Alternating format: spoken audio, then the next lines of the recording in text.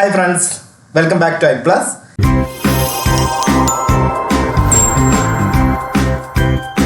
നമ്മൾ ഇന്ന് ഡിസ്കസ് ചെയ്യാൻ വേണ്ടി പോകുന്നത് ബേസിക് ഇലക്ട്രിക്കൽ ടേംസ് ആണ്. അപ്പോൾ നമുക്കറിയാം, നമ്മൾ കഴിഞ്ഞ ക്ലാസ്സിൽ ഫണ്ടമെന്റൽസ് ഓഫ് ഇലക്ട്രിസിറ്റി ഡിസ്കസ് ചെയ്തതാണ്. അപ്പോൾ ഫണ്ടമെന്റൽസ് ഓഫ് ഇലക്ട്രിസിറ്റിക്കകത്ത് നമ്മൾ പഠിച്ച പ്രധാനപ്പെട്ട കുറേ കാര്യങ്ങൾ ഉണ്ടായിരുന്നു.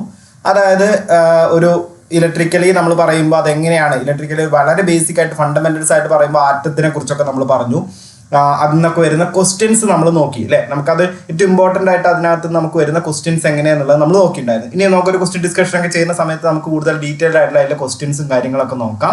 അപ്പോൾ അതിലെ പ്രധാനപ്പെട്ട വാല്യൂസ്, അതായത് ഇലക്ട്രോൺസിന്റെ പ്രോട്ടോൺസിന്റെ ഒക്കെ ചാർജ് പോലെയുള്ള വാല്യൂസ്, അതുപോലെ തന്നെ കണ്ടക്ടർ, സെമി കണ്ടക്ടർ, ഇൻസുലേറ്റർ തുടങ്ങിയിട്ടുള്ള കാര്യങ്ങളെല്ലാം അതെല്ലാം ഇമ്പോർട്ടൻ്റ് ആണ്. അതെല്ലാം നിങ്ങൾ നോക്കാം. അപ്പോൾ ഇന്ന് നമ്മൾ ഡിസ്കസ് ചെയ്യാൻ വേണ്ടി പോകുന്നത് പ്രധാനമായിട്ടും ബേസിക് ഇലക്ട്രിക്കൽ ടേംസ് ആണ്. അപ്പോൾ ടേംസിലേക്ക് വരുമ്പോൾ നമ്മൾ പറഞ്ഞു, നമ്മളെന്ന് പറയുന്നത് ഡൈനാമിക് ഇലക്ട്രിസിറ്റിയെ പറ്റിയാണ്. അപ്പോൾ ഡൈനാമിക് ഇലക്ട്രിസിറ്റിയിൽ നമുക്കറിയാം ഒരുപാട് ടേംസ് നമുക്ക് പഠിക്കാനുണ്ട് അല്ലേ. ടേംസ് എന്ന് പറയുന്നത് നമുക്കറിയാം, എല്ലാവർക്കും അറിയുന്ന കാര്യങ്ങൾ തന്നെയാണ്. ചാർജ്, അതുപോലെ തന്നെ കറണ്ട്, വോൾട്ടേജ്, പൊട്ടൻഷ്യൽ ഡിഫറൻസ് തുടങ്ങിയിട്ട് റെസിസ്റ്റൻസ് തുടങ്ങിയിട്ട് ഒരുപാട് ടേംസ് നമുക്ക് പഠിക്കാനുണ്ട്. അപ്പം അങ്ങനെയുള്ള ബേസിക് ആയിട്ടുള്ള ടേംസ് ആണ് നമ്മൾ എന്ത് ചെയ്യുന്നത് ഇന്നത്തെ ഈ ഒരു ക്ലാസ്സിലൂടെ ഡിസ്കസ് ചെയ്യാൻ വേണ്ടി പോകുന്നത്. അപ്പം അതിനകത്ത് ആദ്യത്തെ ടേമാണ് ഇലക്ട്രിക് ചാർജ് എന്ന് പറയുന്നത്.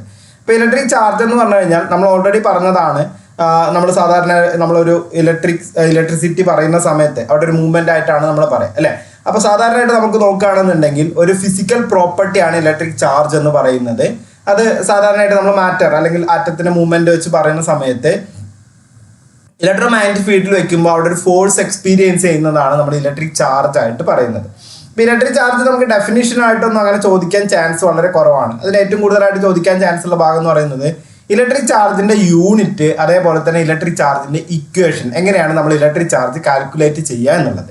അപ്പോൾ അതിനകത്ത് ഇലക്ട്രിക് ചാർജ് കാൽക്കുലേറ്റ് ചെയ്യാനുള്ള ഒരു ഇക്വേഷൻ ആയിട്ട് നമ്മൾ പറയുന്നത് ഇലക്ട്രിക് ചാർജ് Q = I/T എന്നാണ് കേട്ടോ. ഇലക്ട്രിക് ചാർജ് കൂടുതൽ ഡെപ്തിലേക്ക് നിങ്ങൾ സാധാരണ സെക്കൻഡ് മോഡ്യൂളിൽ നമ്മൾ പഠിക്കും. അത് ഒന്നും കൂടി നമ്മൾ ഡെപ്തിലേക്ക് പോകും. കാരണം ഇലക്ട്രോസ്റ്റാറ്റിക്സ് പറയുന്ന സമയത്ത് ഇലക്ട്രിക് ചാർജ് ഒന്നും കൂടി നമുക്ക് ഡീറ്റെയിൽ ആയിട്ട് നോക്കാം. ഇവിടെ നമുക്ക് ജസ്റ്റ് അതിൻ്റെ ഒരു ടേംസ് പഠിക്കുന്ന രീതിയിൽ ഫണ്ടമെന്റൽ ആയിട്ട് അതിൻ്റെ ഒരു യൂണിറ്റും കാര്യങ്ങളൊക്കെ നിങ്ങൾ പഠിച്ചു വെക്കുക. അപ്പോൾ നമ്മൾ പറഞ്ഞു ഇലക്ട്രിക് ചാർജിന്റെ യൂണിറ്റ് എന്ന് പറയുന്നത് ഇലക്ട്രിക് ചാർജിന്റെ ഇക്വേഷൻ എന്ന് പറയുന്നത് Q = I/T ആണെന്ന് പറഞ്ഞു അല്ലേ.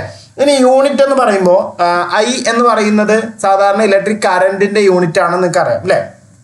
ഇലക്ട്രിക് കറണ്ട് ഡിനോട്ട് ചെയ്യുന്നതാണ്. അപ്പോൾ ഇലക്ട്രിക് കറണ്ടിന്റെ യൂണിറ്റ് എന്ന് പറയുന്നത് ആംബിയർ ആണ് നമ്മൾ എടുക്കാറുള്ളത്. ഇലക്ട്രിക് കറണ്ടിന്റെ യൂണിറ്റ് എന്ന് പറയുന്നത് ആംബിയർ ആണ്. നമ്മൾ നോക്കും, ആ സമയത്ത് നമുക്ക് അതിന്റെ കറക്റ്റ് ആയിട്ട് നമുക്ക് നോക്കാം കേട്ടോ. ആംബിയർ ആണ് നമ്മൾ എടുക്കാറുള്ളത്. ഈ ആംബിയറും അതേപോലെ തന്നെ ടൈമിന്റെ യൂണിറ്റ് ആയിട്ട് നമ്മൾ SI യൂണിറ്റ് ആയിട്ട് നമ്മൾ എടുക്കാറുള്ളത് സെക്കൻഡ് ആണ് അല്ലേ. അപ്പൊ ആംബിയർ സെക്കൻഡ് എന്ന് പറയുന്ന ഒരു യൂണിറ്റ് നമുക്ക് ഇലക്ട്രിക് ചാർജിന് എടുക്കാവുന്നതാണ്. ആംബിയർ സെക്കൻഡ് എന്ന് പറയുന്ന യൂണിറ്റ്, ഈ ആംബിയർ സെക്കൻഡ് ഈക്വൽ ആയിട്ട് വരുന്നതാണ് കൂളോം എന്ന് പറയുന്നത് അല്ലേ. അപ്പൊ ഡിറൈവ്ഡ് ആയിട്ട് നമുക്ക് കിട്ടുമ്പോൾ ആംബിയർ സെക്കൻഡ് എന്ന് കിട്ടുന്നുണ്ട്. അതേപോലെ തന്നെ എന്ത് ചെയ്യുന്നുണ്ട്, അതിന്റെ SI യൂണിറ്റ് എന്ന് പറയുന്നത് കൂളോം ആണ് കേട്ടോ. അപ്പോൾ ഓർത്ത് വെക്കുക, രണ്ട് യൂണിറ്റും പഠിച്ചു വെക്കണം. കാരണം നമുക്ക് ഡിറൈവ്ഡ് യൂണിറ്റുകളും നമ്മളെ ക്വസ്റ്റ്യൻ പേപ്പറിൽ ചോദിക്കാറുണ്ട്. അതേപോലെ തന്നെ എന്ത് ചെയ്യുന്നുണ്ട്, കൂളം എന്ന് പറയുന്ന SI യൂണിറ്റ് നമുക്ക് ചോദിക്കാറുണ്ട്. അപ്പം നോർമലി യൂണിറ്റ് എന്താണെന്നൊക്കെ ചോദിച്ചു കഴിഞ്ഞാൽ കുളം ഉണ്ടെങ്കിൽ അതാണ് കറക്റ്റ് ആൻസർ എന്ന് പറയുന്നത്. കാരണം അതാണ് നമ്മൾ SI സിസ്റ്റം പ്രകാരം നമ്മൾ പറയുന്നത് അല്ലേ. അതുപോലെ തന്നെ ആംബിയർ സെക്കൻഡ് നമുക്ക് പറയാം. അപ്പോൾ ഒരു ആംബിയർ സെക്കൻഡ് എന്ന് പറയുന്നത് ഒരു കൂളമാണ്. കാരണം കറക്റ്റായിട്ട് നമ്മൾ പറയുകയാണെങ്കിൽ, അതായത് ഒരു ആംബിയർ കറണ്ട് എന്ത് ചെയ്യാണ്, ഒരു സെക്കൻഡ് ടൈമിലേക്ക് ഫ്ലോ ചെയ്യുമ്പോൾ ഉണ്ടാവുന്ന ചാർജ് ആണ് എന്ത് ചെയ്യുന്നത്, ഒരു കൂളോം എന്ന് പറയുന്നത്. അങ്ങനെയാണ് നമ്മൾ അത് എടുക്കുന്നത്. അപ്പോൾ അതുകൊണ്ടാണ് കൂളോമായിട്ട് നമുക്ക് എന്ത് ചെയ്യാൻ ഈക്വൽ ആയിട്ട് വരുന്നത് കേട്ടോ. അപ്പോൾ രണ്ട് യൂണിറ്റ് നമ്മൾ പഠിച്ചു വെക്കണം. ആംബിയർ സെക്കൻഡ് പഠിച്ചു വെക്കണം, കൂളോം പഠിച്ചു വെക്കണം. ഇനി അതിൻ്റെ ഒരു പ്രാക്ടിക്കൽ യൂണിറ്റ് എന്ന് പറയുന്നത് നമുക്കറിയാം ആംബിയർ ഹവർ ആണ് അതിൻ്റെ പ്രാക്ടിക്കൽ യൂണിറ്റ് ആയിട്ട് വരുന്നത് കേട്ടോ. ഇലക്ട്രിക് ചാർജിന്റെ പ്രാക്ടിക്കൽ യൂണിറ്റ് ഏതാണ്, ആംബിയർ ഹവർ ആണ് ഇല്ലേ. ആംബിയർ ഹവർ നമ്മൾ സാധാരണ യൂസ് ചെയ്യാറുണ്ട്.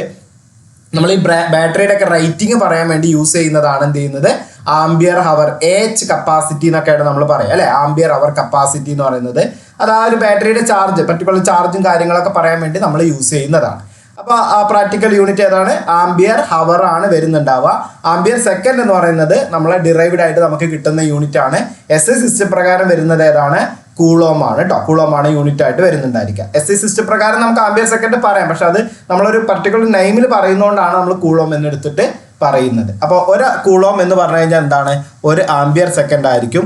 അതുപോലെ തന്നെ ഒരു ആംബിയർ ഹവർ എന്ന് പറഞ്ഞു കഴിഞ്ഞാൽ 3600 കൂളോം ആയിരിക്കും കേട്ടോ. അപ്പോൾ ഇത് കഴിഞ്ഞ ക്വസ്റ്റ്യൻ പേപ്പറിൽ ഉണ്ടായിരുന്ന ക്വസ്റ്റ്യൻ ആയിരുന്നു. കഴിഞ്ഞ പ്രീവിയസ് ആയിട്ട് നമ്മുടെ ക്വസ്റ്റ്യൻ പേപ്പറിൽ ഉണ്ടായിരുന്ന ക്വസ്റ്റ്യൻ ആയിരുന്നു ഒരു ആംബിയർ ഹവർ എത്രയാണ് എന്നുള്ളത്. ഒരു ആംബിയർ ഹവർ എന്ന് പറയുമ്പോൾ നമുക്കറിയാം, ഒരു ആംബിയർ ഹവർ എന്ന് പറഞ്ഞു കഴിഞ്ഞാൽ ആംബിയർ സെക്കൻഡ് ആണ് അല്ലേ. അപ്പോൾ ആംബിയർ സെക്കൻഡ് നമ്മൾ ആംബിയർ ഹവറിലേക്ക് കൺവേർട്ട് ചെയ്യുമ്പോൾ മിനിറ്റിലേക്ക് കൺവേർട്ട് ചെയ്ത് അവിടെ നിന്ന് ഹവറിലേക്ക് കൺവേർട്ട് ചെയ്യണം. അപ്പോൾ 60 × 60 3600 ആയിരിക്കും വരുന്നുണ്ടാവും അല്ലേ. ഇത് നമുക്ക് വളരെ ഇമ്പോർട്ടൻ്റ് ആയിട്ടുള്ള ഒരു കൺസെപ്റ്റ് ആണ് കേട്ടോ. എത്രയാണ് ഒരു ആംബിയർ ഹവർ എന്നുള്ളതൊക്കെ നമ്മൾ പഠിച്ചു വെക്കണം. ഇനി നമ്മൾ ഇതിൽ ആംബിയർ ഹവർ എന്ന് പറയുമ്പോൾ ഒരു കൂളം എന്ന് പറഞ്ഞു കഴിഞ്ഞാൽ 3600 ഒരു കൂളം എന്ന് പറഞ്ഞു കഴിഞ്ഞാൽ നമ്മൾ പറഞ്ഞ ഒരു ആംബിയർ സെക്കൻഡ് ആണ്. അപ്പോൾ അതുകൊണ്ട് നമുക്ക് വേണമെങ്കിൽ എന്ത് പറയാം? 3600 കൂളം എന്ന് പറയാം, 3600 ആംബിയർ സെക്കൻഡ് എന്ന് പറയാം കേട്ടോ. രണ്ട് പറയുന്നതും ശരിയാണ്. ഒരു ആംബിയർ ഹവറിന് രണ്ട് പറയുന്നതും ശരിയായിട്ട് നമുക്ക് എടുക്കാൻ വേണ്ടി പറ്റുന്നതാണ്. ഇനി നമുക്കുള്ളത് കഴിഞ്ഞ ക്ലാസ്സിൽ നമ്മൾ പഠിച്ചതായിരുന്നു. നമ്മൾ 1.602 × 10⁻⁻19 അല്ലേ. ഈ പേര് പറയുമ്പോൾ നിങ്ങൾക്ക് അത് എവിടെയാണെന്ന് റിലേറ്റ് ചെയ്യാൻ പറ്റുന്നുണ്ടാവും അല്ലേ. 1.602 × 10⁻⁻19 എന്ന് പറയുന്നത് എന്തിനാണ് നമ്മൾ പഠിച്ചിട്ടുണ്ടായിരുന്നത്? ഇലക്ട്രോണിന്റെയും പ്രോട്ടോണിന്റെയും ചാർജ് ആണ് അല്ലേ. ഇലക്ട്രോണിന്റെ പറയുമ്പോൾ എന്ത് ചെയ്യണം? -1.602 × 10⁻⁻19 എന്ന് പറയണം എന്ന് പറഞ്ഞിട്ടുണ്ടായിരുന്നു. പ്രോട്ടോണിന്റെ ആണെന്നെങ്കിൽ +1.602 × 10⁻⁻19 എന്ന് പറയണം എന്ന് പറഞ്ഞിട്ടുണ്ടായിരുന്നു. അപ്പോൾ അതിനകത്ത് നമുക്കറിയാം ചാർജ് ആണ് നമ്മൾ പറഞ്ഞത് അല്ലേ. അതായത് ഇലക്ട്രോണിന്റെ ചാർജ് എന്ന് പറഞ്ഞപ്പോഴാണ് നമ്മൾ പറഞ്ഞത് 1.602 × 10⁻⁻19 ആണെന്ന് പറഞ്ഞത്.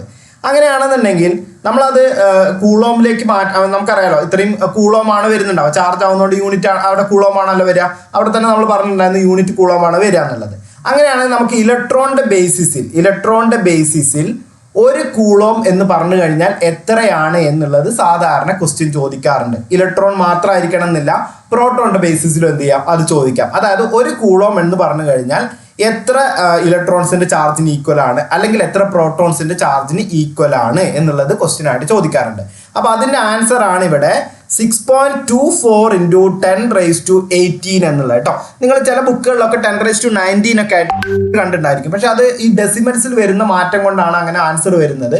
പക്ഷെ നമ്മുടെ കേരള PSC കൂടുതലായിട്ടും യൂസ് ചെയ്യുന്നത് ഈ 10⁻18 വരുന്ന വാല്യൂ ആണ്.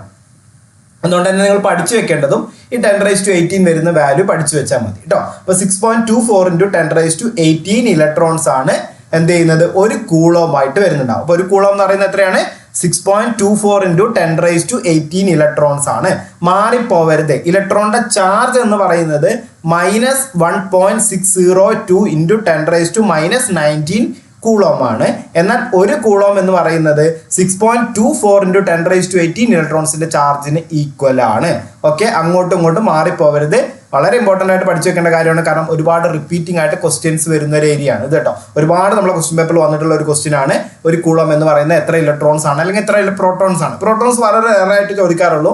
ഇലക്ട്രോൺസിന്റെ കാര്യത്തിലാണ് ഏറ്റവും കൂടുതൽ ക്വസ്റ്റ്യൻസ് ചോദിക്കാറുള്ളത്. അപ്പോൾ അത് എത്രയാണ്? രണ്ടിന് വാല്യൂ ഒന്നാണ്.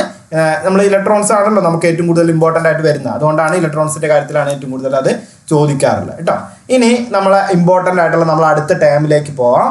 ഇലക്ട്രിക് കറന്റ് ആണ് നമ്മൾ അടുത്ത ടേം അല്ലേ. ഇലക്ട്രിക് കറന്റ് എന്ന് പറയുമ്പോൾ എന്താണ്? The rate of flow of free electrons എന്ന് പറയാം, അല്ലെങ്കിൽ net movement of free electrons എന്നൊക്കെ പറയാം കേട്ടോ. അല്ലെങ്കിൽ നമ്മൾ എന്ത് ചെയ്യാണ്? The rate of flow of charge എന്ന് പറയാം. ഇങ്ങനെയൊക്കെ നമ്മൾ അതിൽ പല ഡെഫിനിഷൻസ് സാധാരണ ഇലക്ട്രിക് കറന്റിന്റെ കേസിൽ പറയാറുണ്ട്. നമുക്കറിയാലോ ഇലക്ട്രോൺസ് മൂവ് ചെയ്യുമ്പോൾ സമയത്താണ് എന്ത് ചെയ്യുന്നത്? ഇലക്ട്രിക് കറന്റിന്റെ ഒരു ഫ്ലോ അല്ലെങ്കിൽ ഇലക്ട്രിസിറ്റിയുടെ ഫ്ലോ ഉണ്ടാവുന്നത് അല്ലേ. അപ്പൊ ഇലക്ട്രോൺസ് മൂവ് ചെയ്യാന്ന് പറയുമ്പോൾ നമ്മൾ അവിടെ ഒരു പർട്ടിക്കുലർ ടൈമിൽ നമ്മൾ അല്ലെങ്കിൽ ഒരു നെറ്റ് മൂവ്മെന്റ് ആയിട്ട് നമ്മൾ എടുക്കുന്നതാണ് എന്ത് ചെയ്യുക? ഈ ഇലക്ട്രോൺസിന്റെ മൂവ്മെന്റ് ആയിട്ട് എടുക്കുന്നതാണ് നമ്മൾ ഇലക്ട്രിക് കറന്റ് ആയിട്ട് പറയുന്നത്. അല്ലാന്നുണ്ടെങ്കിൽ നമുക്ക് പറയാം ഒരു പർട്ടിക്കുലർ ടൈമിൽ എത്രത്തോളം ചാർജ് ഫ്ലോ ചെയ്യുന്നുണ്ട് അതിനെയാണ് നമ്മൾ എന്ത് ചെയ്യുന്നത്? ഇലക്ട്രിക് കറന്റ് ആയിട്ട് പറയുന്നത്. അതുകൊണ്ടാണ് അതിൻ്റെ ഒരു ഡെഫിനിഷൻ നമുക്ക് ഇങ്ങനെ പറയുന്നത് the rate of flow of free electrons or ചാർജിനെയാണ് നമ്മൾ എന്ത് ചെയ്യുന്നത്? ഇലക്ട്രിക് കറന്റ് എന്ന് പറയുന്നത്. പല ക്വസ്റ്റ്യൻ പേപ്പറിൽ net movement of electric current ഇലക്ട്രോൺസിന്റെ നെറ്റ് മൂവ്മെന്റ് എന്ന് പറഞ്ഞിട്ട് വന്നിട്ടുണ്ട്. അതും നമുക്ക് ഇലക്ട്രിക് കറന്റ് ആയിട്ട് പറയാം അല്ലേ. അപ്പൊ അതുകൊണ്ട് തന്നെ നമുക്ക് അവിടെ ഒരു ഇക്വേഷൻ അതിന് കിട്ടുന്നുണ്ട്. അത് നമ്മൾ ഓൾറെഡി നമ്മൾ പറഞ്ഞതാണ് നേരത്തെ ക്യൂവിന്റെ കേസിൽ നമ്മൾ പറഞ്ഞ ഇക്വേഷൻ തന്നെയാണ് അല്ലെ. I × T എന്ന് പറയുന്നത് Q = I × T എന്ന് പറയുന്നത് അതിനകത്ത് I = Q/T എന്ന് പറയുന്നതാണ് നമ്മൾ ഇക്വേഷൻ ആയിട്ട് വരിക അല്ലെ. ചാർജ് ഫ്ലോയിങ് പെർ സെക്കൻഡ് അല്ലെ. അതായത് Q/T I = Q/T ആണ് വരുന്നുണ്ടാവുക. അതിന്റെ SI യൂണിറ്റ് എന്ന് പറയുന്നത് എന്തായിരിക്കും? ആംപിയർ ആയിരിക്കും കേട്ടോ. SI യൂണിറ്റ് ആംപിയർ ആണ്, ഓർത്ത് വെക്കുക, ആംപിയർ ആണ്. ഇനി ഇവിടെ SI യൂണിറ്റ് പഠിക്കുമ്പോൾ ഞാൻ നമ്മൾ ഈ യൂണിറ്റുകൾ അല്ലെങ്കിൽ ഓരോന്നിൻ്റെ യൂണിറ്റുകൾ പഠിക്കുമ്പോഴേ അതിനകത്ത് ഇപ്പോൾ നമ്മളൊരു ട്രെൻഡിങ് ക്വസ്റ്റ്യൻ പേപ്പറിലെ ക്വസ്റ്റ്യൻസ് ആയിട്ട് നമ്മൾ എടുക്കാവുന്ന പഴയ ക്വസ്റ്റ്യൻസും ചോദിച്ചിരുന്നു. പക്ഷേ ഇപ്പോൾ ഒരുപാട് ചോദിക്കുന്ന ഒരു ക്വസ്റ്റ്യൻ പേപ്പറിലെ ക്വസ്റ്റ്യൻ ആണ് ഈ യൂണിറ്റുകൾ. നമ്മൾ പറയുമ്പോൾ യൂണിറ്റുകൾ നമുക്ക് എന്ത് ചെയ്യാണ്, ഒന്നും കൂടി അതിൽ മാറ്റങ്ങൾ വരുത്തിയിട്ട് ചോദിക്കാന്നുള്ള. മാറ്റങ്ങൾ വരുത്താന്ന് പറഞ്ഞാൽ ഒന്നുമില്ല. ഇവിടെ നിങ്ങൾ കണ്ടോ I is equal to Q/T അല്ലേ. അപ്പോൾ Q/T നമ്മളൊരു യൂണിറ്റ് ആയിട്ട് പറയുമ്പോൾ നമുക്ക് എങ്ങനെ പറയാം, ഇവിടെ നമുക്ക് ഇതിന് കൂളോം എന്ന് കൊടുക്കാം അല്ലേ. കൂളോം ഡിവൈഡഡ് ബൈ സെക്കൻഡ് എന്ന് കൊടുത്തൂടെ. അതായത് കൂളോം ഡിവൈഡഡ് ബൈ സെക്കൻഡ് എന്ന് പറയുന്നത് എന്താണ്, ഒരു ആംപിയറിന് തുല്യമാണ് അല്ലേ. അപ്പോൾ അതുകൊണ്ട് നമുക്ക് അങ്ങനെയും യൂണിറ്റ് എന്ത് ചെയ്യാം, എടുക്കാം കേട്ടോ. അപ്പോൾ അങ്ങനെയും യൂണിറ്റ് ഒന്ന് നോക്കി വെക്കണം. നിങ്ങൾ ഇതിനൊരു ഹാൻഡ് റിട്ടൺ നോട്ട് ബുക്ക് കഴിഞ്ഞ ക്ലാസ്സിൽ നമ്മൾ പറഞ്ഞിട്ടുണ്ടായിരുന്നു, ഇമ്പോർട്ടൻ്റ് ആയിട്ടുള്ള പോയിന്റുകളൊക്കെ നോട്ട് ചെയ്ത് വെക്കാൻ വേണ്ടിയിട്ട് ഒരു ഹാൻഡ് റിട്ടൺ നോട്ട് ബുക്ക് വാങ്ങി വെക്കുക. അത് നിങ്ങൾ സ്വന്തമായിട്ട് തന്നെ ഈ ക്ലാസ് കേൾക്കുന്ന സമയത്ത് തന്നെ അത് എഴുതി വെക്കുക കേട്ടോ. അതായത് നോട്ട് നിങ്ങൾക്ക് ഇതൊക്കെ നിങ്ങൾക്ക് ചിലപ്പോൾ കിട്ടുന്നുണ്ടായിരിക്കും, പക്ഷെ അതല്ലാതെ നിങ്ങൾ എന്ത് ചെയ്യുക, ഇങ്ങനെയുള്ള കാര്യങ്ങൾ അതായത് ഇമ്പോർട്ടൻ്റ് ആയിട്ട് നമുക്ക് ഓർത്ത് വെക്കേണ്ട കുറേ ഇതുണ്ട്.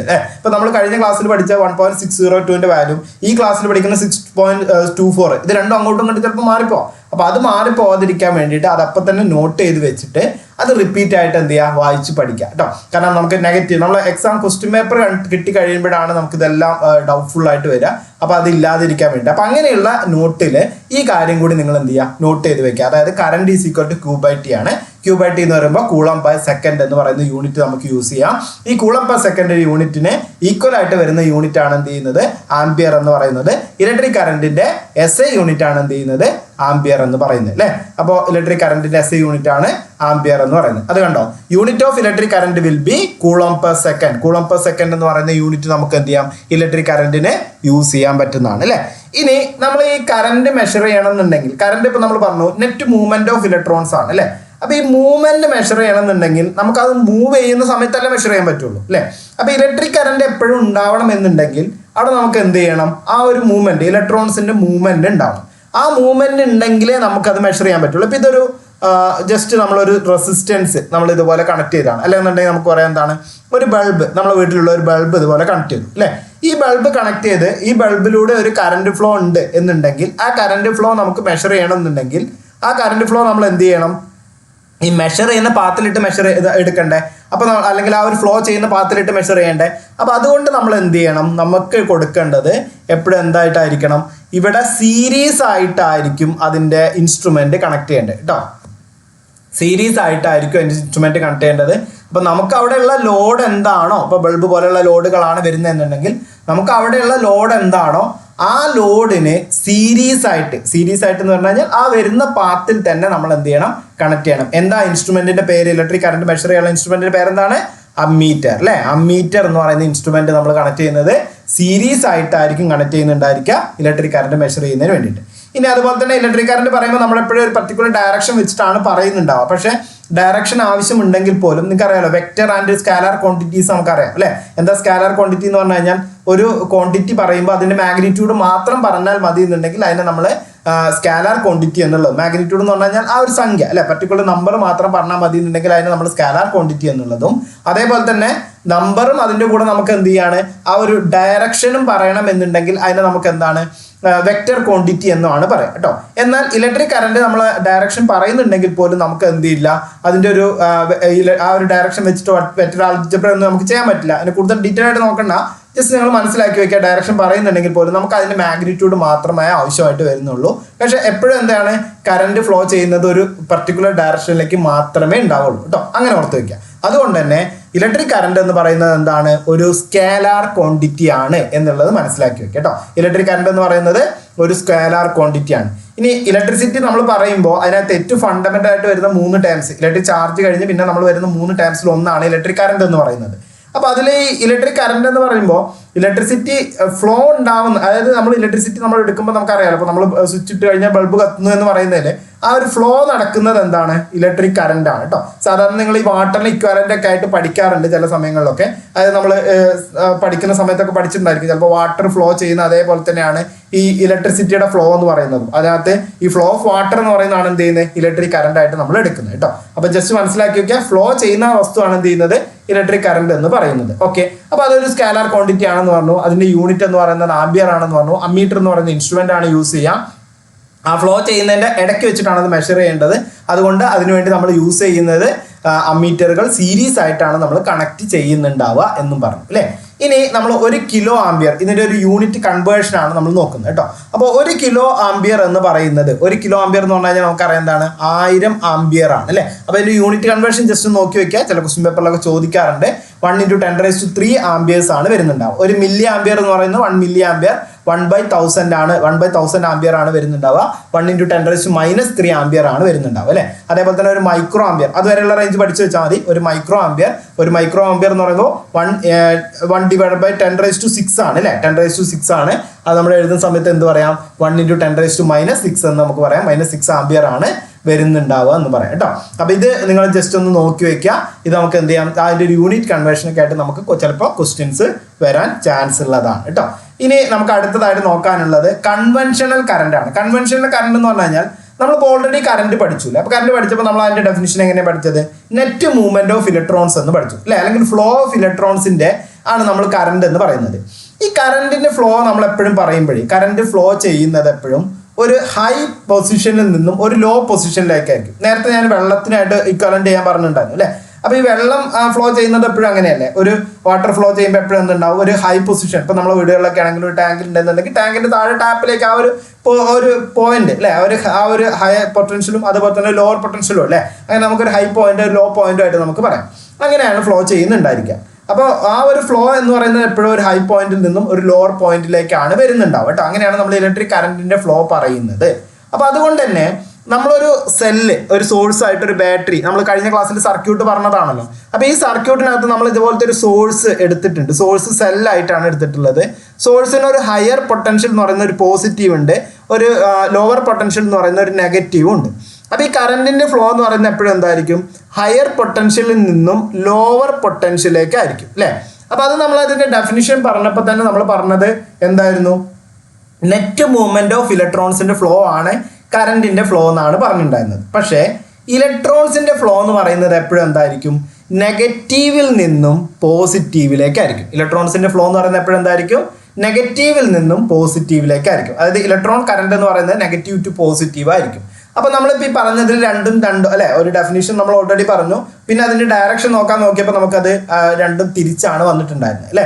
അപ്പോൾ അതുകൊണ്ട് തന്നെ നമ്മൾ പറയുന്ന ഡയറക്ഷൻ, അതായത് കറണ്ടിന്റെ ഡയറക്ഷൻ എന്ന് പറയുന്നത് എപ്പോഴും നമ്മളൊരു കൺവെൻഷണൽ ഡയറക്ഷൻ ആണ് യൂസ് ചെയ്യുക കേട്ടോ. അപ്പോൾ കൺവെൻഷണൽ കറണ്ട് എന്ന് പറഞ്ഞു കഴിഞ്ഞാൽ പോസിറ്റീവ് നിന്നും നെഗറ്റീവിലേക്ക് ഫ്ലോ ചെയ്യുന്ന കറണ്ടിനെയാണ് നമ്മൾ എന്ത് പറയുന്നത്, കൺവെൻഷണൽ കറണ്ട് എന്ന് പറയുന്നത് കേട്ടോ. പോസിറ്റീവിൽ നിന്നും നെഗറ്റീവിലേക്ക് ഫ്ലോ ചെയ്യുന്ന കറണ്ടിനെയാണ് കൺവെൻഷണൽ കറണ്ട് എന്ന് പറയുന്നത്. എന്നാൽ ഇലക്ട്രോൺസ് ഫ്ലോ ചെയ്യുന്നത് എപ്പോഴും എന്തായിരിക്കും, നെഗറ്റീവ് ടെർമിനലിൽ നിന്നും പോസിറ്റീവ് ടെർമിനലിലേക്ക് ആയിരിക്കും. ഓർത്ത് വെക്കുക കേട്ടോ. അപ്പൊ നമ്മളോട് ചോദിക്കും ചിലപ്പോൾ കറണ്ടിന്റെ ഡയറക്ഷൻ എങ്ങനെയാണെന്ന് ചോദിച്ചു കഴിഞ്ഞാൽ പോസിറ്റീവ് ടു നെഗറ്റീവ് ആണ്, ഇലക്ട്രോൺസിന്റെ ഡയറക്ഷൻ എങ്ങനെയാണെന്ന് ചോദിച്ചു കഴിഞ്ഞാൽ നെഗറ്റീവ് ടു പോസിറ്റീവ് ആണ് കേട്ടോ. ഇനി കൺവെൻഷണൽ കറണ്ടിന്റെ ഡയറക്ഷൻ എങ്ങനെയാണെന്ന് ചോദിച്ചു കഴിഞ്ഞാൽ അതും എന്താണ്, പോസിറ്റീവ് ടു നെഗറ്റീവ് ആണ് കേട്ടോ. പോസിറ്റീവിൽ നിന്നും നെഗറ്റീവിലേക്കായിരിക്കും ഫ്ലോ ചെയ്യുന്നുണ്ടായിരിക്കുക. അപ്പോൾ ഈ ചിത്രത്തിൽ രണ്ടും നിങ്ങൾ നോക്കുക, കൺവെൻഷണൽ കറണ്ടിന്റെയും അതേപോലെ തന്നെ ഇലക്ട്രോൺ കറണ്ടിന്റെയും ഡയറക്ഷൻ ആണ് ആ ചിത്രത്തിനകത്ത് കൊടുത്തിട്ടുള്ളത്. ഇനി നമുക്ക് നോക്കാനുള്ളത് നമ്മൾ വളരെ ഇമ്പോർട്ടൻ്റ് ആയിട്ടുള്ള മറ്റൊരു ടേമാണ് ഇലക്ട്രിക് പൊട്ടൻഷ്യൽ എന്ന് പറയുന്നത്. അപ്പോൾ ഇലക്ട്രിക് പൊട്ടൻഷ്യൽ എന്ന് പറഞ്ഞു കഴിഞ്ഞാൽ ഞാൻ ഓൾറെഡി പറഞ്ഞു, ഇലക്ട്രിക് കറണ്ട് ഫ്ലോ ചെയ്യണമെന്നുണ്ടെങ്കിൽ നമുക്കൊരു പൊട്ടൻഷ്യൽ വേണം അല്ലേ. പൊട്ടൻഷ്യൽ എന്ന് പറഞ്ഞാൽ എന്താണ്, ഒരു ഹയർ പൊട്ടൻഷ്യൽ അല്ലെങ്കിൽ ഒരു ലോവർ പൊട്ടൻഷ്യൽ എന്നൊക്കെ പറഞ്ഞാൽ നമ്മളെപ്പോഴും ഒരു പൊട്ടൻഷ്യൽ ഉണ്ടെങ്കിൽ മാത്രമേ ഇലക്ട്രിക് കറണ്ട് ഫ്ലോ ചെയ്യുള്ളൂ. അതായത് ഒരു ഹൈ പൊസിഷനിൽ നിന്നും ലോവർ പൊസിഷനിലേക്ക് കറണ്ട് ഫ്ലോ ചെയ്യുള്ളൂ. അപ്പോൾ ഈ പൊട്ടൻഷ്യൽ എന്ന് പറഞ്ഞു കഴിഞ്ഞാൽ the amount of work needed to move a unit electric charge from a reference point to the specific point in the electric field. അതായത് നമുക്ക് എത്രത്തോളം വർക്ക് ആവശ്യമായിട്ട് വരുന്നുണ്ട് അല്ലേ, അല്ലെങ്കിൽ നമുക്ക് എത്രത്തോളം പ്രഷർ ആവശ്യമായിട്ട് വരുന്നുണ്ട് ഒരു സ്പെസിഫിക് പോയിന്റിൽ നിന്നുള്ള ഇലക്ട്രിക് ചാർജിനെ മറ്റൊരു സ്പെസിഫിക് പോയിന്റിലേക്ക് മൂവ് ചെയ്യിക്കാൻ ആവശ്യമായിട്ട് അല്ലേ, മൂവ് ചെയ്യിക്കാൻ, അല്ലെങ്കിൽ ഒരു റെഫറൻസ് പോയിന്റിൽ നിന്നും ഒരു സ്പെസിഫിക് പോയിന്റിലേക്ക് മൂവ് ചെയ്യിക്കാൻ നമുക്ക് എത്രത്തോളം വർക്ക് ആവശ്യമായിട്ടുണ്ട്, എത്രത്തോളം വർക്ക് നീഡഡ് ഉണ്ട് എന്നുള്ളതാണ് നമ്മൾ എന്ത് പറയുന്നത്, ഇലക്ട്രിക് പൊട്ടൻഷ്യൽ ആയിട്ട് പറയുന്നത് കേട്ടോ. ചാർജ് പറഞ്ഞ പോലെ തന്നെ പൊട്ടൻഷ്യലിനെ കുറിച്ച് നിങ്ങൾ ഡീറ്റെയിൽ ആയിട്ട് നമുക്ക് എന്ത് ചെയ്യാം, നമ്മുടെ സ്റ്റാറ്റിക്സിനകത്ത് നോക്കാം കേട്ടോ. നമ്മൾ നെക്സ്റ്റ് മൊഡ്യൂളിനകത്ത് നമ്മൾ പഠിക്കുമ്പോൾ പൊട്ടൻഷ്യലിനകത്ത് ഒന്നും കൂടി ഡീറ്റെയിൽ ആയിട്ട് നമ്മൾ നോക്കും. ഇവിടെ നിങ്ങൾ ജസ്റ്റ് മനസ്സിലാക്കി വെക്കുക, ആ ഒരു ചാർജിന് മൂവ് ചെയ്യിക്കാൻ ആവശ്യമായിട്ടുള്ള ഒരു വർക്കിനെയാണ് നമ്മൾ എന്ത് വിളിക്കുന്നത്, പൊട്ടൻഷ്യൽ എന്ന് വിളിക്കുന്നത് അല്ലേ. ഇനി അങ്ങനെ അല്ലാന്നുണ്ടെങ്കിൽ നമ്മളൊരു കഴിഞ്ഞ ക്വസ്റ്റ്യൻ പേപ്പറിൽ ഒരു ഡെഫിനിഷൻ, ഇങ്ങനെ ഡെഫിനിഷൻ പറഞ്ഞിരുന്നു, capacity of a charged body to do work is called electric potential. അതായത് ഒരു ചാർജ്ഡ് ബോഡിയുടെ കപ്പാസിറ്റി, വർക്ക് ചെയ്യാനുള്ള കപ്പാസിറ്റിയാണ് നമ്മൾ എന്ത് ചെയ്യുന്നത്, ഇലക്ട്രിക് പൊട്ടൻഷ്യൽ എന്ന് വിളിക്കുന്നത് അല്ലേ. അങ്ങനെയും നമുക്ക് പറയാം. രണ്ടായാലും അതിനൊരു മൂവ്മെന്റ് ഉണ്ടാക്കുക എന്നുള്ളതല്ലേ. അപ്പോൾ മൂവ്മെന്റ് ഉണ്ടാക്കാൻ വേണ്ടിയിട്ട് ആവശ്യമായിട്ടുള്ള ആ ഒരു ഫോഴ്സിനെയാണ് നമ്മൾ എന്താ, അല്ലെങ്കിൽ ആ ഒരു പർട്ടിക്കുലർ ആയിട്ടുള്ള വർക്കിനെയാണ് നമ്മൾ എന്ത് ചെയ്യുന്നത്, ഇലക്ട്രിക് പൊട്ടൻഷ്യൽ എന്ന് വിളിക്കുന്നത് അല്ലേ. അപ്പോൾ ഇലക്ട്രിക് പൊട്ടൻഷ്യൽ എന്ന് പറയുമ്പോൾ നമുക്ക് ഇപ്പോൾ ഈ നമ്മൾ പറഞ്ഞതിൽ നമുക്കൊരു ഇക്വേഷൻ ഉണ്ടാക്കാം. വർക്ക് ഡൺ ബൈ ചാർജ് ആണ് എന്ത് ചെയ്യുന്നത്, ഇലക്ട്രിക് പൊട്ടൻഷ്യൽ എന്ന് പറയുന്നത് കേട്ടോ. Work done by charge. അപ്പോൾ ഈ വർക്ക് ഡൺ എന്ന് പറയുന്നതിന്റെ യൂണിറ്റ് എന്താണ്, ജൂളിലാണ് നമ്മൾ പറയാം അല്ലെ. വർക്ക് ഡൺ എന്ന് പറഞ്ഞ യൂണിറ്റ് എന്തിനാ പറയാ, ജൂളിലാണ് പറയാം. ചാർജിന്റെ യൂണിറ്റ് എന്താണ്, ചാർജിന്റെ യൂണിറ്റ് നമ്മൾ കൂളോമിലാണ് പറയാം അല്ലെ. ജൂൾ പെർ കൂളോം എന്ന് പറയുന്നതായിരിക്കും നമ്മൾക്ക് എന്ത് ചെയ്യുന്നത്, ഇലക്ട്രിക് പൊട്ടൻഷ്യലിന്റെ യൂണിറ്റ് എന്ന് പറയുന്നത് കേട്ടോ. അപ്പൊ ഇലക്ട്രിക് പൊട്ടൻഷ്യലിന്റെ യൂണിറ്റ് എന്താണ്, ജൂൾ പെർ കൂളോം ആയിരിക്കും ഇലക്ട്രിക് പൊട്ടൻഷ്യലിന്റെ യൂണിറ്റ്. ഈ ജൂൾ പെർ കൂളോമിനെ നമ്മൾ സാധാരണ നമ്മൾ വിളിക്കുന്ന പേരാണ് വോൾട്ട് എന്ന് പറയുന്നത് അല്ലെ. അപ്പൊ നേരത്തെ ഞാൻ പറഞ്ഞ ആ ഒരു എല്ലാ യൂണിറ്റുകളും ഇതുപോലെയുള്ള യൂണിറ്റുകൾ ഉണ്ട് കേട്ടോ. ജൂൾ പെർ കൂളോം എന്ന് പറയുന്ന യൂണിറ്റ് നമ്മൾ വിളിക്കുന്ന പേരാണ് വോൾട്ട് എന്ന് പറയുന്നത് അല്ലെ. വോൾട്ട് എന്ന് പറയുന്ന യൂണിറ്റ് SI യൂണിറ്റ് ആയിട്ട് നമ്മൾ എടുക്കുന്നത്. അപ്പൊ പൊട്ടൻഷ്യൽ എന്താണെന്ന് ക്ലിയർ ആയാലോ. ആ ഒരു വർക്ക്, ആ ഒരു മൂവ്മെന്റ് അല്ലെ, സ്പെസിഫിക് പോയിന്റിൽ നിന്ന് മൂവ് ചെയ്യാൻ ആവശ്യമായിട്ടുള്ള അല്ലെങ്കിൽ അതിന് എത്രത്തോളം വർക്ക് ആവശ്യമാണോ അതിനാണ് നമ്മൾ ഇലക്ട്രിക് പൊട്ടൻഷ്യൽ എന്ന് വിളിക്കുന്നതെന്ന് പറഞ്ഞു. ഇനി നമ്മൾ നേരത്തെ പറഞ്ഞ പോലെ ഒരു ഭാഗത്ത് പൊട്ടൻഷ്യൽ ഉണ്ടായിട്ട് കാര്യമില്ല. അവിടെ എപ്പോഴും ഒരു റെഫറൻസ് പോയിന്റ് നമ്മൾ എടുക്കുമ്പോൾ അതൊരു ഹയർ പൊട്ടൻഷ്യൽ ആയിരിക്കണം. ദെൻ ഒരു ലോവർ പൊട്ടൻഷ്യൽ നമുക്ക് വേണം അല്ലെ. അപ്പൊ ഈ ഹയർ പൊട്ടൻഷ്യലും ലോവർ പൊട്ടൻഷ്യലും തമ്മിലൊരു ഡിഫറൻസ് ഉണ്ടാവണ്ടേ. കാരണം എപ്പോഴും നമുക്ക് ഒന്ന് ഹൈ ആണെങ്കിൽ ഒന്ന് ലോ ആണെന്നുണ്ടെങ്കിൽ അത് തമ്മിലൊരു ഡിഫറൻസ് ഉണ്ടാവുമല്ലോ അല്ലെ. അങ്ങനെ ഒരു ഡിഫറൻസ് ഉണ്ടാവണ്ടേ. ആ ഡിഫറൻസിനെ നമ്മൾ വിളിക്കുന്ന പേരാണ് പൊട്ടൻഷ്യൽ ഡിഫറൻസ് അല്ലെങ്കിൽ വോൾട്ടേജ് എന്ന് പറയുന്നത് കേട്ടോ. പൊട്ടൻഷ്യൽ ഡിഫറൻസ് അല്ലെങ്കിൽ വോൾട്ടേജ് എന്ന് പറയുന്നത്. ഇപ്പൊ നിങ്ങൾ എക്സാമ്പിൾ നോക്കാം. നമ്മളൊരു സോഴ്സ് നമ്മൾ സെല്ലായിട്ട് പറഞ്ഞിട്ടുണ്ടായിരുന്നു അല്ലെ. ഈ സെല്ലിന് ഒരു പോസിറ്റീവ് സൈഡ് ഉണ്ട്, ഒരു നെഗറ്റീവ് സൈഡ് ഉണ്ട്. അപ്പൊ ഈ പോസിറ്റീവ് സൈഡ് എന്താണ്, ഒരു ഹയർ പൊട്ടൻഷ്യലും ഈ നെഗറ്റീവ് സൈഡ് എന്താണ്, ഒരു ലോവർ പൊട്ടൻഷ്യലാണ്. അപ്പൊ ഈ ഹയർ പൊട്ടൻഷ്യലും ലോവർ പൊട്ടൻഷ്യലും തമ്മിൽ ആ ഒരു ഡിഫറൻസ് കാരണമാണ് എന്ത് ചെയ്യുന്നത്, അവിടെ ഒരു മൂവ്മെന്റ് അല്ലെ, ഇലക്ട്രോൺസിന്റെ മൂവ്മെന്റ് ആ ഒരു സെല്ല് വഴി നടക്കുന്നത്. അപ്പോൾ ആ ഒരു ഡിഫറൻസ് ആണ്, അതായത് ഇലക്ട്രിക്കൽ പൊട്ടൻഷ്യൽ രണ്ട് പോയിന്റിൽ ഉണ്ടാകുന്ന ഒരു സർക്യൂട്ട് നമ്മൾ എടുക്കുമ്പോൾ, ഒരു ഇലക്ട്രിക് സർക്യൂട്ട് നമ്മൾ എടുത്തിട്ട് ആ ഇലക്ട്രിക് സർക്യൂട്ടിന്റെ രണ്ട് പോയിന്റിൽ ഉണ്ടാവുന്ന, ഒരു പോസിറ്റീവ് പോയിന്റ് ഒരു നെഗറ്റീവ് പോയിന്റ് എടുത്തു കഴിഞ്ഞാൽ ആ രണ്ട് പോയിന്റിൽ ഉണ്ടാവുന്ന പൊട്ടൻഷ്യലിന്റെ ഡിഫറൻസിനെയാണ് നമ്മൾ എന്ത് വിളിക്കുന്നത്, പൊട്ടൻഷ്യൽ ഡിഫറൻസ് എന്ന് വിളിക്കുന്നത് കേട്ടോ. അപ്പൊ നിങ്ങൾ മനസ്സിലാക്കി വെക്കേണ്ടത്, ഈ ഒരു പൊട്ടൻഷ്യൽ ഡിഫറൻസ് ഉണ്ടെങ്കിൽ മാത്രമേ എന്ത് സംഭവിക്കുള്ളൂ, ഇലക്ട്രിക് കറന്റ് ഫ്ലോ ചെയ്യുള്ളൂ അല്ലെ. അത് നമ്മൾ ഓൾറെഡി ഇങ്ങനെ പറഞ്ഞുകൊണ്ടിരിക്കുന്ന സാധനമാണ്, പൊട്ടൻഷ്യൽ ഡിഫറൻസ് ഉണ്ടെങ്കിൽ കറന്റ് ഫ്ലോ ചെയ്യുള്ളൂ എന്നുള്ളത്. അപ്പൊ ഡിഫറൻസ് ഇൻ ഇലക്ട്രിക് പൊട്ടൻഷ്യൽ നമ്മൾ വോൾട്ടേജ് എന്നാണ് പറയുന്നത്. ഈ പൊട്ടൻഷ്യൽ ഡിഫറൻസ് ഉണ്ടെങ്കിൽ മാത്രമേ എന്ത് ചെയ്യുള്ളൂ, കറന്റ് ഫ്ലോ ചെയ്യുന്നുണ്ടാവുള്ളൂ എന്ന് പറയാം അല്ലെ. അതായത് no potential difference no current flow. Potential difference എവിടെയെങ്കിലും ഇല്ലാതെ ആയി കഴിഞ്ഞാൽ, ഒരു എക്സാമ്പിൾ പറയാം. ഞാനിപ്പോൾ ഇവിടെ കൊടുക്കുന്നത്, ഇവിടെ ഒരു 5 വോൾട്ടേജ് ആണെന്ന് കരുതുക കേട്ടോ. ഇവിടെ കൊടുക്കുന്ന ഒരു 5 വോൾട്ടേജ് ആണ്, ഇവിടെ കൊടുക്കുന്നത് 5 വോൾട്ടേജ് ആണെന്ന് കരുതുക അല്ലെ. അപ്പൊ ഇതിനിടയിൽ ഒരു കറന്റ് ഫ്ലോ ഉണ്ടാവോ, ഉണ്ടാവില്ല. ഇനി അതിനൊരു എക്സാമ്പിൾ പറയാം. രണ്ട് പാത്രത്തിൽ നമ്മൾ ഒരേ ലെവലിൽ വെള്ളം എടുത്തു വെച്ചു, ഒരേ ലെവലിൽ വെള്ളം എടുത്തു വെച്ചിട്ട് ഈ രണ്ട് പാത്രത്തിന് താഴെ ഒരു പൈപ്പ് വെച്ച് രണ്ട് പാത്രവും തമ്മിൽ കണക്ട് ചെയ്യാണ് അല്ലെ, രണ്ട് ബേസും തമ്മിൽ കണക്ട് ചെയ്യണം. അപ്പൊ രണ്ട് ബേസും തമ്മിൽ കണക്ട് ചെയ്ത് കഴിഞ്ഞാൽ നിങ്ങൾക്ക് അറിയുന്നുണ്ടായിരിക്കും അതൊരു സാച്ചുറേറ്റഡ് പോയിന്റിൽ ആ വാട്ടർ ലെവൽ നിൽക്കുക എന്നല്ലാതെ വാട്ടർ ലെവൽ അങ്ങോട്ടോ ഇങ്ങോട്ടോ മൂവ് ചെയ്യുന്നുണ്ടാവില്ല അല്ലെ. ഇനി നമ്മൾ ഒരു ബേസ് ഇങ്ങനെ നിറച്ചുകൊണ്ട് ഫുള്ള് വെള്ളം ഫില്ല് ചെയ്തുകൊണ്ടിരിക്കുകയാണ്. അപ്പൊ ഫില്ല് ചെയ്തുകൊണ്ടിരിക്കുകയാണെന്നുണ്ടെങ്കിൽ ഈ വെള്ളം, ഫില്ല് ചെയ്യുന്ന വെള്ളം എന്ത് ചെയ്യും, ഇതിലേക്ക് മൂവ് ചെയ്യും, മറ്റേ ബേസിലേക്ക് മൂവ് ചെയ്യും അല്ലെ. അപ്പൊ അതെന്താ സംഭവിക്കുന്നത്, ഒന്നിൽ പൊട്ടൻഷ്യൽ കൂടുകയാണ്, അതുകൊണ്ട് മറ്റൊന്നിലേക്ക് എന്ത് ചെയ്യാണ്, മൂവ് ചെയ്യാണ് അല്ലെ. അപ്പൊ അതേപോലെ തന്നെയാണ് കറന്റിന്റെ കേസിലും. പൊട്ടൻഷ്യൽ ഡിഫറൻസ് എന്ന് പറയുന്നത് രണ്ടിനകത്തും ഉണ്ടെങ്കിൽ എന്ത് ചെയ്യുള്ളൂ, ആ ഒരു ഡിഫറൻസ് ഉണ്ടെങ്കിൽ അവിടെ കറന്റ് ഫ്ലോ ഉണ്ടാവുള്ളൂ. പൊട്ടൻഷ്യൽ ഡിഫറൻസ് ഇല്ലേ, അത് സ്റ്റഡി ആയിട്ട് നിൽക്കുള്ളൂ, കറന്റ് ഫ്ലോ ഉണ്ടാവില്ല. അതാണ് നമ്മൾ സാധാരണ പറയുന്നത്, ഈ ലൈനിലൊക്കെ തൊടുമ്പോൾ ഫേസ് ന്യൂട്രൽ ഒപ്പം പിടിച്ചാലേ നമുക്ക് കറന്റ് ഏൽക്കുള്ളൂ എന്ന് പറയാനുള്ള കാരണം അല്ലെ. അല്ലെങ്കിൽ നമ്മൾ എർത്ത് ഉണ്ടാവണം. അപ്പൊ എർത്ത് ആകുമ്പോഴും അവിടെ ഒരു പൊട്ടൻഷ്യൽ ഡിഫറൻസ് ഉണ്ടാവുകയാണ്.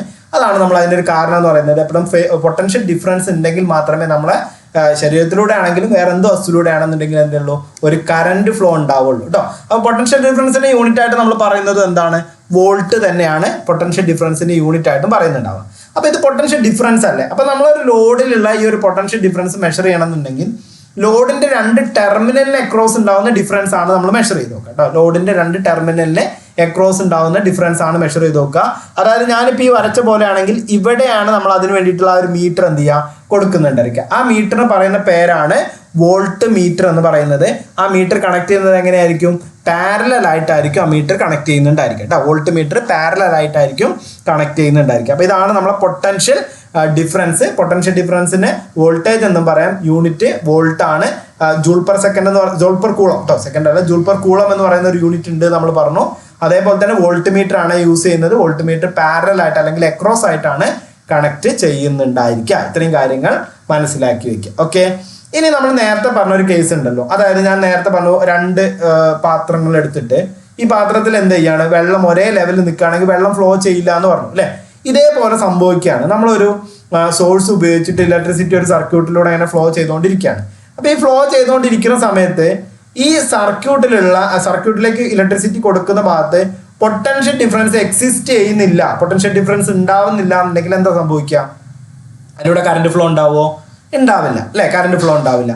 അപ്പൊ നമുക്ക് എന്താ വേണ്ടത്, നമ്മളെ സർക്യൂട്ട് എപ്പോഴും ഇങ്ങനെ കണ്ടിന്യൂസ് ആയിട്ട് ഇതിങ്ങനെ വർക്ക് ചെയ്തുകൊണ്ടിരിക്കണം എന്നുണ്ടെങ്കിൽ അവിടെ ഒരു പൊട്ടൻഷ്യൽ ഡിഫറൻസ് ഉണ്ടാവും കേട്ടോ. ഇപ്പൊ നിങ്ങൾ ഈ റിമോട്ടിലൊക്കെ ബാറ്ററി ചേഞ്ച് ചെയ്യുന്നതിനൊക്കെ കാരണം എന്താണ്, അത് പൊട്ടൻഷ്യൽ ഡിഫറൻസ് ഒക്യൂർ ചെയ്യുന്നില്ല, അവിടെ എന്ത് ചെയ്യാണ്, ഈക്വൽ പൊട്ടൻഷ്യൽ ആയിട്ട് നിൽക്കുന്നതുകൊണ്ടാണ്. ഈക്വൽ പൊട്ടൻഷ്യൽ എന്ന് പറഞ്ഞാൽ റെഫറൻസ് പൊട്ടൻഷ്യൽ ആയിട്ടുള്ള 0 തന്നെ പോസിറ്റീവിൽ വരുന്നതുകൊണ്ടാണ് അതിൽ ബാറ്ററി ഇല്ലാതെ ആവുന്ന അവസ്ഥ നമ്മൾ പറയുന്നത്. അപ്പൊ നമ്മൾ എന്താ ചെയ്യുക, ആ ബാറ്ററി മാറ്റിയിട്ട് വേറെ ബാറ്ററി ഇടും അല്ലെ. അപ്പൊ ബാറ്ററി ഇടുമ്പോൾ എന്താ സംഭവിക്കുക, അവിടെ വീണ്ടും ഈ ഒരു പൊട്ടൻഷ്യൽ ഡിഫറൻസ് ഒക്യൂർ ചെയ്യും, വീണ്ടും ഇത് മൂവ് ചെയ്തുകൊണ്ടിരിക്കും. അപ്പൊ അവിടെ നമ്മൾ കൊടുക്കുന്നതാണ് ഈ സോഴ്സ് എന്ന് പറയുന്ന സാധനം അല്ലെ. ഈ സോഴ്സ് എന്താ ചെയ്യുന്നത്, ആ സർക്യൂട്ടിനകത്തുള്ള പൊട്ടൻഷ്യൽ ഡിഫറൻസിനെ ക്രിയേറ്റ് ചെയ്യുക, അല്ലെങ്കിൽ പൊട്ടൻഷ്യൽ ഡിഫറൻസിനെ നിലനിർത്തിക്കൊണ്ടിരിക്കുകയാണ് എന്ത് ചെയ്യുന്നത്, ഈ ഒരു സോഴ്സ് എന്ന് പറയുന്ന സാധനം ചെയ്യുന്നോണ്ടിരിക്കുന്നത് അല്ലെ. അത് നമ്മളെ ബാറ്ററി ജനറേറ്റർ പോലെ സാധനങ്ങൾ ചെയ്യുന്നത്. അപ്പൊ ആ സോഴ്സ് എന്ന് പറയുന്നത് ആ സോഴ്സ് എന്താ കൊടുക്കുന്നുണ്ടായിരിക്കുക, അതാണ് നമ്മൾ പറയുന്ന ഇലക്ട്രോ മോട്ടീവ് ഫോഴ്സ് അല്ലെങ്കിൽ EMF എന്ന് പറയുന്നത് കേട്ടോ. അപ്പൊ സോഴ്സ് പ്രൊവൈഡ് ചെയ്യുന്ന ഒരു പ്രഷറാണ്, അതായത് ഈ ഒരു പൊട്ടൻഷ്യൽ ഡിഫറൻസ് ഇങ്ങനെ ക്രിയേറ്റ് ചെയ്ത ഒരു പ്രഷർ അവിടെ ഡെവലപ്പ് ചെയ്യിക്കുകയാണ് ആ ഒരു കറണ്ട് ഫ്ലോ എക്സിസ്റ്റ് ചെയ്യാൻ വേണ്ടിയിട്ട് അല്ലെ. കറണ്ട് ഫ്ലോ എപ്പോഴും എന്ത് ചെയ്യാണ്, എപ്പോഴും ഇങ്ങനെ എക്സിസ്റ്റ് ചെയ്യാൻ വേണ്ടിയിട്ട് ഒരു ഫോഴ്സ് കൊടുക്കുകയാണ്, അല്ലെങ്കിൽ ഒരു പ്രഷർ കൊടുക്കുകയാണ് ചെയ്യുന്നത്. അതിനെയാണ് നമ്മൾ എന്ത് വിളിക്കുന്നത്, ഇലക്ട്രോ മോട്ടീവ് ഫോഴ്സ് എന്ന് പറയുന്നത് അല്ലെ. അതായത് ഒരു ഡിവൈസ് എന്ത് ചെയ്യാണ്, പൊട്ടൻഷ്യൽ ഡിഫറൻസ് മെയിൻറ്റെയിൻ ചെയ്യുക. ആ ഒരു മെയിൻറ്റെയിൻ ചെയ്യുന്നുണ്ടെങ്കിൽ അവിടെ എന്താണ്, മെയിൻറ്റെയിൻ ചെയ്യണമെന്നുണ്ടെങ്കിൽ അവിടെ എന്ത് വേണ്ടി വരും, ഒരു ഇലക്ട്രോ മോട്ടീവ് ഫോഴ്സ് വേണ്ടി വരും കേട്ടോ. അപ്പൊ ഒരു ഇലക്ട്രോ മോട്ടീവ് ഫോഴ്സ് ഇല്ല എന്നുണ്ടെങ്കിൽ എന്താ സംഭവിക്കുക, അവിടെ ഒന്നും സംഭവിക്കില്ല, അവിടെ കറണ്ട് ഫ്ലോ ഉണ്ടാവില്ല അല്ലെ. ഇലക്ട്രോ മോട്ടീവ് ഫോഴ്സ് ഉണ്ടെങ്കിൽ മാത്രമേ എന്ത് സംഭവിക്കുള്ളൂ, കറണ്ട് ഫ്ലോ ഉണ്ടാവുള്ളൂ. ഇലക്ട്രോ മോട്ടീവ് ഫോഴ്സ് എന്താ ശരിക്കും ചെയ്യുന്നത്, അവിടെ ആ ഒരു പൊട്ടൻഷ്യൽ ഡിഫറൻസ് മെയിൻറ്റെയിൻ ചെയ്യിക്കുകയാണ് ചെയ്യുന്നത് കേട്ടോ. പൊട്ടൻഷ്യൽ ഡിഫറൻസ് ഉണ്ടെങ്കിലേ കറണ്ട് ഫ്ലോ ഉണ്ടാവുള്ളൂ. ഈ പൊട്ടൻഷ്യൽ ഡിഫറൻസ് മെയിൻറ്റെയിൻ ചെയ്യാൻ ആര് ഹെൽപ്പ് ചെയ്യുന്നുണ്ട്, ഇലക്ട്രോ മോട്ടീവ് ഫോഴ്സ് ഹെൽപ്പ് ചെയ്യുന്നുണ്ട് കേട്ടോ. അപ്പൊ അതൊരു ഫോഴ്സ് എന്നൊക്കെ പഠിക്കാം. ഫോഴ്സ് എന്ന് പഠിക്കുമ്പോൾ ഫോഴ്സിനേക്കാൾ കൂടുതലായിട്ട് നിങ്ങൾ എടുക്കേണ്ടത് ഇതൊരു മെയിൻറ്റെയിൻ ചെയ്യിക്കുകയാണ് എന്നുള്ളത് എടുക്കുക കേട്ടോ. ആ ഒരു പൊട്ടൻഷ്യൽ ഡിഫറൻസ് മെയിൻറ്റെയിൻ ചെയ്യിക്കുകയാണ് എന്നുള്ളത് എടുത്താൽ മതി. ഇനി നമ്മളിപ്പോൾ പറഞ്ഞ കൺസെപ്റ്റുകളൊക്കെ നോക്കുമ്പോൾ നിങ്ങൾക്കറിയാം 2-3 കേസ് നമ്മൾ പറഞ്ഞു അല്ലേ. ഒന്നാമത്തെ കേസ് പൊട്ടൻഷ്യൽ ഡിഫറൻസ് പറഞ്ഞു, രണ്ടാമത്തെ കേസ് ഇലക്ട്രോ മോട്ടീവ് ഫോഴ്സും പറഞ്ഞു. അപ്പോൾ ഇത് രണ്ടും നമ്മൾ നോക്കുമ്പോൾ ഇലക്ട്രോ മോട്ടീവ് ഫോഴ്സ് ആണ് പൊട്ടൻഷ്യൽ ഡിഫറൻസ് ക്രിയേറ്റ് ചെയ്യിക്കുന്നത്. അതുകൊണ്ട് തന്നെ ഇലക്ട്രോ മോട്ടീവ് ഫോഴ്സ് ഒന്നെങ്കിൽ ഹയറോ അല്ലെങ്കിൽ പൊട്ടൻഷ്യൽ ഡിഫറൻസിന് ഈക്വൽ ആയിട്ടായിരിക്കും വരുന്നുണ്ടാവുക കേട്ടോ. ഒന്നെങ്കിൽ ഹയർ ആയിരിക്കും അല്ലെങ്കിൽ ഈക്വൽ ആയിട്ടായിരിക്കും വരുന്നുണ്ടാവുക. അത് 2 കണ്ടീഷനാണ്. അതായത് നമ്മൾ ഒരു സർക്യൂട്ടിൽ ലോഡ് കണക്ട് ചെയ്യുന്നുണ്ട്, അതിലൂടെ ഇലക്ട്രിക് കറണ്ട് ഫ്ലോ ചെയ്യുന്നുണ്ട് എന്നുണ്ടെങ്കിൽ അവിടെ നമ്മൾ എന്തായിരിക്കും, ഈ പൊട്ടൻഷ്യൽ ഡിഫറൻസും ഇലക്ട്രോ മോട്ടീവ് ഫോഴ്സും തമ്മിൽ ഡിഫറൻസ് ഉണ്ടായിരിക്കും. കാരണം അവിടെ എന്ത് ചെയ്യാണ്, അവിടെ ഈ വോൾട്ടേജ് ഡ്രോപ്പുകൾ വരുന്നതുകൊണ്ടാണ് കേട്ടോ. നമ്മൾ ഓംസിലൊക്കെ പഠിക്കുമ്പോൾ കുറച്ചും കൂടി നിങ്ങൾക്ക് ആ വോൾട്ടേജ് ഡ്രോപ്പിന്റെ കാര്യമൊക്കെ ക്ലിയർ ആയി കിട്ടും. ആ വോൾട്ടേജ് ഡ്രോപ്പ് വരുന്നതുകൊണ്ടാണ് എന്ത് ചെയ്യുന്നത്, ഇത് രണ്ടും എന്തുണ്ടായിരിക്കും, ഡിഫറൻ്റ് ആയി വരുന്നത്. അതായത് പൊട്ടൻഷ്യൽ ഡിഫറൻസും ഇലക്ട്രോ മോട്ടീവ് ഫോഴ്സും ഡിഫറൻ്റ് ആയിരിക്കും. എന്നാൽ മറ്റുള്ള കേസിൽ, അതായത് കറണ്ട് ഒന്നും ഫ്ലോ ചെയ്യുന്നില്ല എന്നുണ്ടെങ്കിൽ നമുക്ക് എന്ത് ചെയ്യാണ്, ഏകദേശം ഈക്വൽ ആയിട്ടുള്ള ഒരു പൊട്ടൻഷ്യൽ ഡിഫറൻസും ഇലക്ട്രോ മോട്ടീവ് ഫോഴ്സുമാണ് കിട്ടുന്നുണ്ടാവും കേട്ടോ. അപ്പോൾ അത് നോർമലി നമ്മൾ പറയുമ്പോൾ എപ്പോഴും എന്താണ്, ഒരു ലെസ് ദാൻ എന്നുള്ള കൺസെപ്റ്റിൽ നിങ്ങൾ എടുത്താൽ മതി. EMF എന്ന് പറയുന്നത് എന്താണ്, എപ്പോഴും ഒരു ലെസ് ദാൻ ആയിട്ട് ഗ്രേറ്റർ ദാൻ ആയിട്ടായിരിക്കും വരുന്നുണ്ടാവുക. പൊട്ടൻഷ്യൽ ഡിഫറൻസ് എന്ന് പറയുന്നത് എപ്പോഴും ഒരു ലെസ് ദാൻ ആയിട്ടും EMFന് ലെസ് ദാൻ ആയിട്ടായിരിക്കും വരുന്നുണ്ടാവുക കേട്ടോ. എടുത്ത് പഠിച്ചാൽ മതി. അതാണ് നമ്മൾ EMF is always greater than or equal two terminal voltage അല്ലെങ്കിൽ പൊട്ടൻഷ്യൽ ഡിഫറൻസ് എന്ന് പറയുന്നത് കേട്ടോ. ടെർമിനൽ വോൾട്ടേജ് അല്ലെങ്കിൽ പൊട്ടൻഷ്യൽ ഡിഫറൻസ് എന്ന് പറയുന്നത്. അപ്പോൾ അത് അങ്ങനെ എടുത്ത് പഠിക്കാം. അങ്ങനെയാണ് ഒരു കൺസെപ്റ്റ് എന്നുള്ള രീതിയിൽ എടുത്ത് പഠിക്കാം.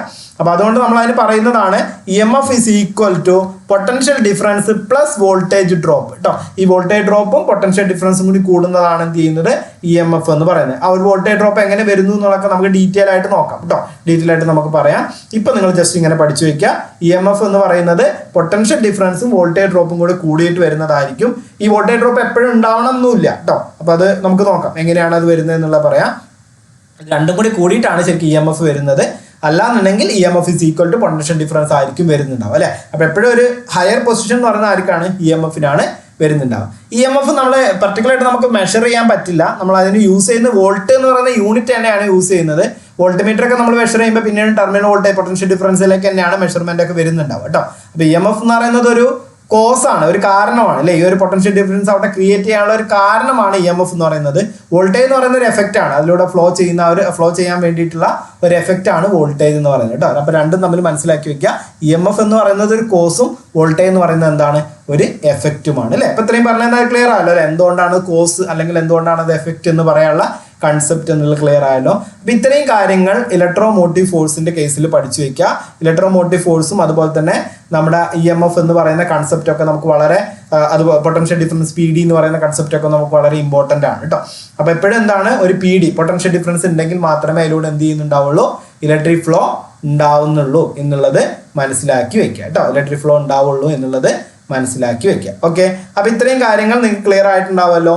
ഇനി നമുക്ക് നോക്കാനുള്ളത് ഒരു ചെറിയ ടോപ്പിക് കൂടിയാണ്, അതായത് നമ്മളെ റെസിസ്റ്റൻസ്. ഇതിലെ ഫണ്ടമെന്റൽ ആയിട്ട് വരുന്ന മൂന്നാമത്തെ ടോപ്പിക്. അപ്പോൾ ഒന്നാമത്തെ കറണ്ട് ആണെന്ന് പറഞ്ഞു, രണ്ടാമത്തെ വോൾട്ടേജ് അല്ലെങ്കിൽ പൊട്ടൻഷ്യൽ ഡിഫറൻസ് അല്ലെങ്കിൽ EMF, മൂന്നും കൂടി ഒന്നിച്ച് പറയാം കേട്ടോ, അതാണെന്ന് പറഞ്ഞു. മൂന്നാമത്തായിട്ട് നമ്മൾ പറയുന്നത് റെസിസ്റ്റൻസ് ആണ്. അപ്പോൾ റെസിസ്റ്റൻസ് എന്ന് പറഞ്ഞു കഴിഞ്ഞാൽ എന്താണ്, ഒരു സർക്യൂട്ടിലൂടെ ഉണ്ടാവുന്ന കറന്റ് ഫ്ലോനെ ഒപ്പോസ് ചെയ്യുന്ന ഡിവൈസുകളെയാണ് നമ്മൾ എന്ത് പറയുന്നത്, റെസിസ്റ്റൻസ് എന്ന് പറയുന്നത് കേട്ടോ. ഒരു സർക്യൂട്ടിലൂടെ ഉണ്ടാവുന്ന കറന്റ് ഫ്ലോനെ ഒപ്പോസ് ചെയ്യുന്ന ഡിവൈസുകളെയാണ് നമ്മൾ റെസിസ്റ്റൻസ് എന്ന് വിളിക്കുന്നത്. അപ്പോൾ റെസിസ്റ്റൻസിന്റെ യൂണിറ്റ് എന്താണ്, ഓം എന്ന് പറയുന്നതാണ് റെസിസ്റ്റൻസിന്റെ യൂണിറ്റ്. അതിനുവേണ്ടി നമ്മൾ യൂസ് ചെയ്യുന്ന ഇൻസ്ട്രുമെന്റ് എന്ന് പറയുന്നത് ഓം മീറ്റർ ആണ്. ഈ ഓം മീറ്ററിന് ഒരു പ്രശ്നമുണ്ട്, മറ്റ് 2 മീറ്റർ നമ്മളിപ്പോൾ സർക്യൂട്ടുള്ള അല്ലെ, അതായത് സർക്യൂട്ടിലേക്ക് നമ്മൾ സോഴ്സ് കൊടുത്ത സമയത്താണ് അമ്മീറ്റർ ആണെന്നുണ്ടെങ്കിൽ വോൾട്ട് മീറ്റർ ആണെന്നുണ്ടെങ്കിൽ നമ്മൾ യൂസ് ചെയ്യാം. എന്നാൽ ഓം മീറ്റർ നമ്മൾ യൂസ് ചെയ്യുമ്പോൾ ഒരിക്കലും അതിൽ ഇലക്ട്രിക് സപ്ലൈ കൊടുക്കാൻ വേണ്ടി പാടില്ല. പിന്നെ അതുപോലെ തന്നെ നമ്മളെ ലോഡ് നമ്മൾ എവിടെയാണോ അത് മെഷർ ചെയ്യുന്നത്, ആ മെഷർ ചെയ്യുന്നതിന്റെ എക്രോസ് ആണ് നമ്മൾ എന്ത് ചെയ്യാം, ഓം മീറ്റർ കണക്ട് ചെയ്യുന്നുണ്ടായിരിക്കുക കേട്ടോ. എക്രോസ് എന്ന് പറഞ്ഞു കഴിഞ്ഞാൽ പാരലൽ ആയിട്ടാണ് കണക്ട് ചെയ്യുന്നുണ്ടായിരിക്കുക. പക്ഷെ അതിലേക്ക് എന്ത് ചെയ്ത് കൊടുക്കാൻ പാടില്ല, സപ്ലൈ കൊടുക്കാൻ പാടില്ല. അതായത് ലൈവ് വയറിൽ പ്രൊഹിബിറ്റഡ് ആണ് ഓം മീറ്റർ കണക്ട് ചെയ്യുന്നത് എന്നുള്ളത് മനസ്സിലാക്കി വെക്കുക കേട്ടോ. ഓം മീറ്റർ ഒരിക്കലും ലൈവ് കണക്ഷനിൽ എന്ത് ചെയ്യാൻ പാടില്ല, കൊടുക്കാൻ വേണ്ടി പാടില്ല. എല്ലാ സപ്ലൈസും റിമൂവ് ചെയ്ത്, ഇപ്പോൾ KCBയുടെ സപ്ലൈക്ക് ആണെങ്കിൽ KCBയുടെ സപ്ലൈ ഒക്കെ റിമൂവ് ചെയ്തതിന് ശേഷമാണ് നമ്മൾ ഓം മീറ്റർ കണക്ട് ചെയ്യുന്നുണ്ടായിരിക്കുക. അപ്പോൾ ഒരു റെസിസ്റ്റൻസ് ഉണ്ടെങ്കിൽ ശരിക്കും ഒരു സർക്യൂട്ട് കംപ്ലീറ്റ് ആവുള്ളൂ എന്ന് പറയാം കേട്ടോ. അത് എന്തുകൊണ്ടാന്ന് വെച്ച് കഴിഞ്ഞാൽ റെസിസ്റ്റൻസ് എന്ന് പറഞ്ഞാൽ എന്താണ്, കറണ്ടിന് ഒപ്പോസ് ചെയ്യല്ലേ. അപ്പൊ കറണ്ടിന് ഒപ്പോസ് റെസിസ്റ്റൻസ് ഇല്ലെങ്കിൽ സർക്യൂട്ടിലൂടെ കറണ്ട് ഫ്ലോ ചെയ്യും അല്ലെ, വളരെ ഈസി ആയിട്ട് കറണ്ട് ഫ്ലോ ചെയ്യും. അപ്പൊ കറണ്ട് ഫ്ലോ ചെയ്യുമ്പോൾ എന്താണ്, ഒരു എക്സ്ട്രീംലി ഹൈ ആയിട്ടുള്ള ഒരു കറണ്ട് അതിലൂടെ ഫ്ലോ ചെയ്യും. ഈ എക്സ്ട്രീംലി ഹൈ ആയിട്ടുള്ള ഫ്ലോ ചെയ്യുന്ന കറണ്ട് പല പ്രശ്നങ്ങൾക്കും കാരണമായിട്ട് വരും കേട്ടോ. നമ്മൾ ഏറ്റവും കൂടുതൽ ഇലക്ട്രിക്കൽ ഹസാർഡ് കേട്ടിട്ടുള്ള ഷോർട്ട് സർക്യൂട്ട് ആയിരിക്കും. ഈ ഷോർട്ട് സർക്യൂട്ടിന് ഒരു കാരണമാണ് ഈ ഒരു എക്സ്ട്രീംലി ഹൈ ആയിട്ടുള്ള ഒരു കറണ്ട് ഫ്ലോ ചെയ്യുക എന്ന് പറയുന്നത് കേട്ടോ. അപ്പൊ അങ്ങനെയുള്ള കാരണങ്ങൾക്കൊക്കെ ആയിട്ട് വരും.